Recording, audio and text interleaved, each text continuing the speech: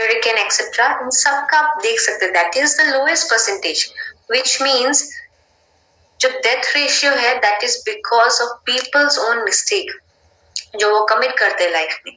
So this is very important to make people aware what is the need of supplement, कि supplement क्यों चाहिए, या फिर जो न्यूट्रास्यूटिकल प्रोडक्ट्स है क्यों जरूरी है, नॉट ओनली फॉर पीपल जिनको डिजीज है बट ऑल्सो फॉर पीपल जिनको कोई प्रॉब्लम नहीं है. क्यों ये इतना इम्पोर्टेंट है, क्योंकि हम आसपास के लोग, आसपास के सराउंडिंग में देखेंगे तो शायद हम डेली बेसिस में इतना लोग नहीं देख रहे हैं जिनका डेथ हो रहा है हार्ट अटैक से या स्ट्रोक से, पर अगर हम ग्लोबली इस सिनेरियो देखेंगे तो people are dying because of problem with their heart and brain. Okay, उसके बाद है आपका लिवर या लंग्स का प्रॉब्लम, उसके बाद है इन्फेक्शन एंड ऑल. तो it's like there are certain points जो हमें याद रखना चाहिए. Again communicable and non communicable disease के बारे में अगर हम समझने की कोशिश करेंगे, कम्युनिकेबल जैसे कि मैंने ऑलरेडी कहा ये उस तरीके का डिजीजेस है जो एक इंसान से दूसरे इंसान तक स्प्रेड होता है. अब ये जो स्प्रेड हो रहा है it might be through air droplets, यानी कि आप सांस ले रहे हैं, सांस छोड़ रहे हैं, या लाइक आप कफ करते हैं तो ये ड्रॉपलेट्स या म्यूकस जो छोड़ते हैं वही चीज एयर में सस्पेंडेड रहता है. तो कोई दूसरा इंसान अगर उसको इनहेल कर लेगा तो डायरेक्टली आप उसको ट्रांसमिट कर रहे हैं. या फिर it might be vector borne diseases, जैसे कि आपको ये प्रॉब्लम है, आपको मस्क्यूटो ने बाइट किया, एट द सेम मस्क्यूटो या मच्छर जाके किसी और को काटेगा या बाइट करेगा तो इट्स ट्रांसमिटिंग. तो वो वेक्टर बॉर्न डिजीजेस जैसे कि malaria, dengue etcetera. Airborne diseases जैसे कि कॉमन कोल्ड, वायरल इन्फेक्शंस जो होते हैं, निमोनिया एक्सेट्रा.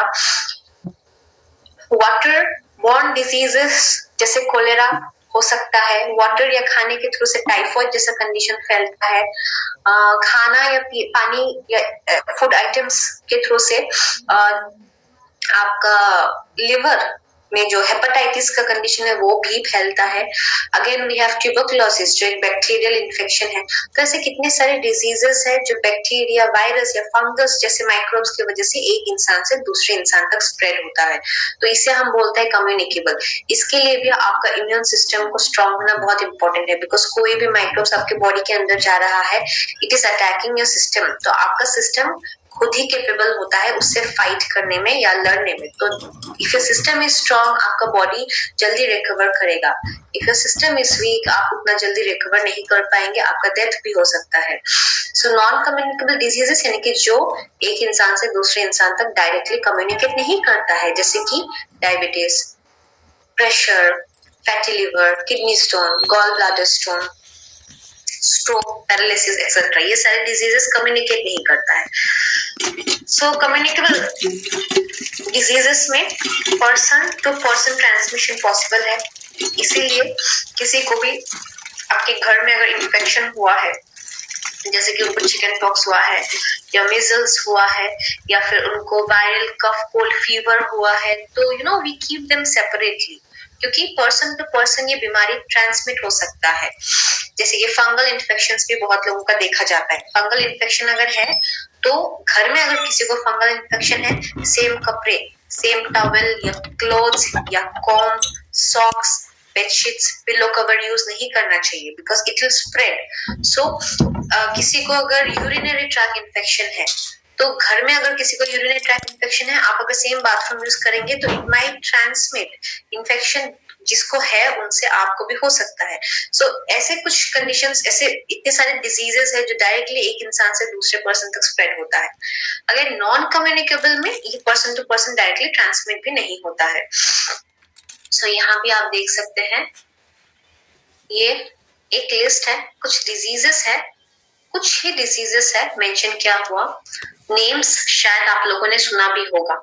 ट्यूबरकुलोसिस के बारे में आप लोगों ने सुना होगा. मैंने ट्यूबरकुलोसिस के ऊपर भी एक सेशन लिया था जहाँ पे मैंने बताया था ट्यूबरकुलोसिस क्या है, कौन सा बैक्टीरिया इन्वॉल्व होता है, लंग्स में क्या क्या डैमेज होता है. सो बेसिकली ऐसे कंडीशंस जैसे कि tuberculosis, pneumonia, strep infections, gonorrhoea, scarlet fever, tetanus, ये सारे डिजीज जो है बैक्टीरिया की वजह से होता है. वायरसेस की वजह से कुछ डिजीजेस हम देखते हैं जैसे कि एड्स या HIV, इन्फ्लुएंजा, हर्पिस या hepatitis, common cold, measles, mumps, rubella etcetera. Fungus की वजह से हम कैंडिडियासिस देखते हैं। फंगल इन्फेक्शन के ऊपर भी मैंने एक सेशन लिया था।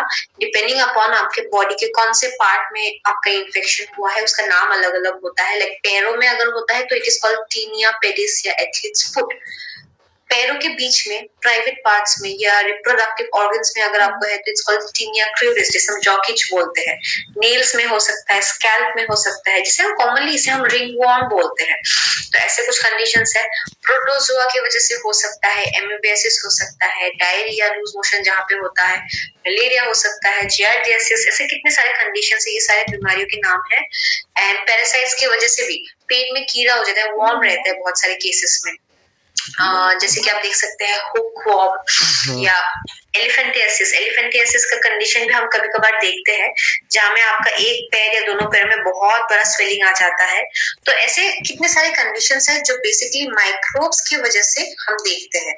सो ये सारे हैं एग्जाम्पल ऑफ कम्युनिकेबल डिजीज। इसमें भी जब ये बैक्टीरिया, वायरस, फंगस आपके बॉडी के अंदर जाता है, आपका बॉडी का जो इम्यून सिस्टम है, लिम्फेटिक सिस्टम है, ये पूरा कोशिश करता है अपने आपके बॉडी को डिफेंड करने के लिए।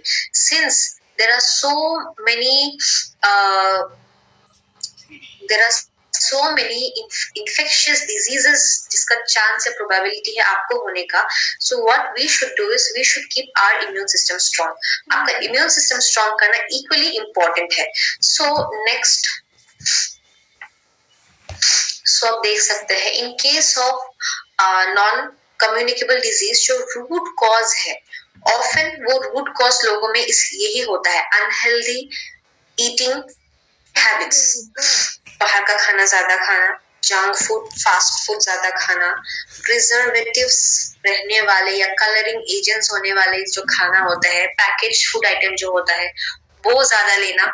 It might be anything. आप रेस्टोरेंट में जाके फ्रेंच फ्राइज खा रहे हैं, पिज्जा खा रहे हैं, बर्गर खा रहे हैं, या फिर आप पैकेट में आने वाले कोई बिस्किट, चिप्स या कोई ऐसा चीजें खा रहे। इट माइट बी एनीथिंग जो बेसिकली हम कैटेगराइज करते हैं ना कि जो भी चीज पैकेट में आता है या जो भी चीज आपको रेडीमेड मिलता है, उसको अगर आप लाइफस्टाइल से हटाएंगे तो मेजॉरिटी ऑफ द कॉज ही हट जाएगा डिजीज होने का।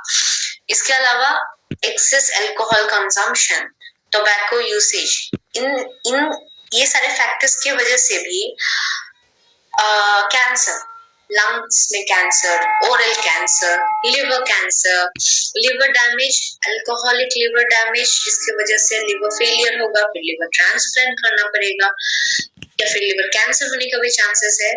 हाइपरटेंशन, शुगर, नर्वस सिस्टम में damage, all this are possible. So main जो रूट कॉज अगर हम बोलेंगे, unhealthy diet and eating habits is the main cause, जिसकी वजह से आजकल हम लोगों में कोलेस्ट्रॉल ज्यादा देखते हैं, फैटी लिवर का कंडीशन देखते हैं, ब्लॉकेजेस देखते हैं, जिसकी वजह से एक टाइम में जाके उनका ब्लड प्रेशर बढ़ता है या हार्ट अटैक आता है या स्ट्रोक आता है, जिसकी वजह से बाद में जाके उनको पैरालिसिस भी हो सकता है।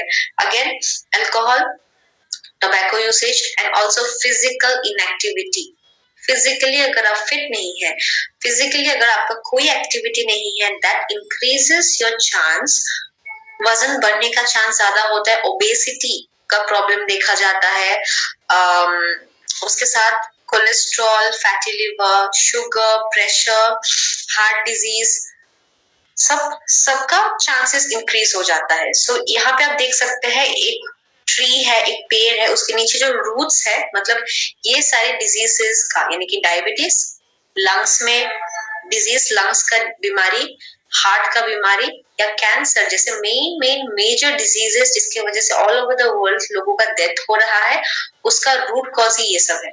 फिजिकल फिटनेस लेवल अगर का अच्छा नहीं है, आप अगर सब्सटेंस यूज करते हैं like alcohol, tobacco, drugs etcetera, या फिर अगर आपका डाइट सही नहीं है। So to save ourselves and protect ourselves from non communicable diseases, हमें इन चीजों को एलिमिनेट करना पड़ेगा। सो यहाँ भी आप देख सकते हैं कुछ ऐसे फैक्टर्स जो लिंक्ड है नॉन कम्युनिकेबल डिजीजेस के साथ, जैसे कि स्मोकिंग, ड्रिंकिंग, आपका अगर वजन ज्यादा है, अगर आप ओबेस हो, ओवरवेट हो, या फिर अगर आपको पहले से शुगर है, कोलेस्ट्रॉल है, प्रेशर है, इसके वजह से आपको दूसरे कंडीशंस आने का भी चांस है, या डेथ रेट या मोर्टेलिटी रेट इंक्रीज होता है। Insufficient fruits and vegetables intake, diet अगर आपका सही नहीं है, आपके बॉडी में अगर न्यूट्रिशनल डेफिशिएंसी है, even that is a very important factor. So यहाँ पे कुछ ऐसे डिजीजेस है, जैसे कि यहाँ पे आप देख सकते हैं cardiovascular disease, diabetes, chronic respiratory disease, stroke and cancer जैसे कुछ कंडीशंस से ही मैक्सिमम लोगों का डेथ देखा जाता है या कॉम्प्लिकेशंस देखा जाता है। सो अगर हम बात करेंगे कार्डियोवास्कुलर डिजीजेस का, तो कार्डियोवास्कुलर डिजीज मतलब मैंने कार्डियोवास्कुलर डिजीज के ऊपर भी सेशन लिया था। कार्डियोवास्कुलर सिस्टम यानी कि वो सिस्टम जहाँ पे आपका हार्ट जो एक मस्कुलर ऑर्गन है वो आता है, जो ब्लड को पंप करता है। हार्ट के साथ you are getting blood vessels, यानी कि आपके पूरे बॉडी में जो ब्लड सप्लाई है, ब्लड फ्लो है, तो दोज ब्लड वेसल्स जो आपके हार्ट से प्योर ब्लड को आपके पूरे बॉडी में सप्लाई करता है। ऑल्सो दोज ब्लड वेसल्स जो यूज किया हुआ ब्लड को वापस हार्ट तक लेके आता है। सो ब्लड वेसल्स में प्रॉब्लम हो सकता है, हार्ट में प्रॉब्लम हो सकता है, हार्ट के मसल्स में प्रॉब्लम हो सकता है, हार्ट के अंदर जो वाल्व्स है वाल्व्स में प्रॉब्लम हो सकता है, हार्ट में इंफेक्शन हो सकता है, एंड ऑल्सो आपके ब्लड में प्रॉब्लम हो सकता है, आपको ब्लड में कैंसर हो सकता है, आपके ब्लड में हीमोग्लोबिन कम हो सकता है, आपको एनीमिया का प्रॉब्लम हो सकता है। So many possibilities and chances आते हैं।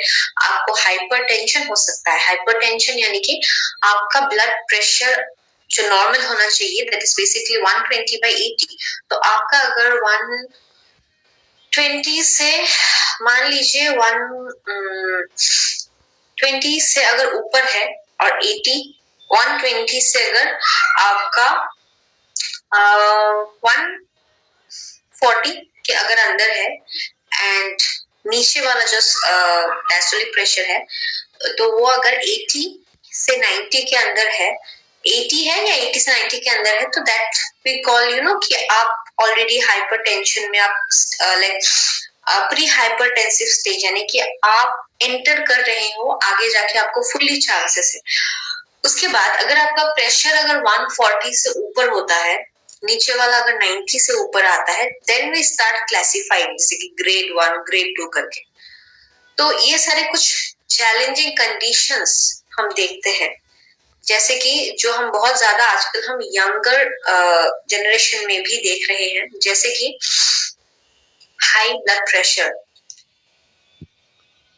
रेस्टलेसनेस, स्लीप में प्रॉब्लम, एक्सरसाइज कम या लाइफस्टाइल में चेंजेस की वजह से ही, ऐसे कुछ कंडीशंस की वजह से ही हम कार्डियोवास्कुलर डिजीज का रिस्क भी बहुत इंक्रीज हो जाता है।